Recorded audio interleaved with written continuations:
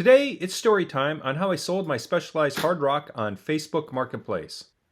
I'll tell you how I made some easy cash, help my channel grow a bit, and give a tired old bike new life. I picked this bike up on Facebook Marketplace for $60.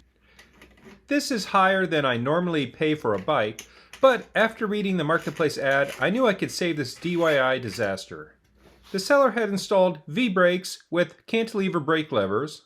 They mismatched 3x7 shifters with a 10-speed cassette, and didn't even bother hooking up the front derailleur and called this a 1x8 drivetrain. They were close, but with all the wrong parts. So the plan is to replace the 10-speed cassette with a 7-speed cassette, replace the twist grip shifters and cantilever brake levers with new 3x7 shifters with V-brake levers, disassemble the entire bike so that I can service the headset and bottom bracket bearings, and finally reassemble the bike with new cables and cable housings. Let's review the costs. I'll put a running total up on the screen. The bike was $60. The 7-speed cassette was $0 from my parts bin.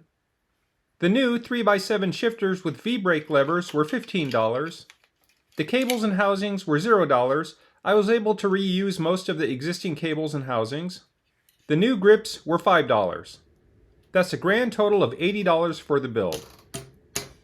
I listed the bike on Facebook Marketplace for $140, and within a few days an interested buyer contacted me. We met later that evening. He was happy with the bike and paid me my full asking price of $140. I was happy, he was happy, and my wife would be happy that yet another bike was out of our house. That's a profit of $60, and that's a win in my book.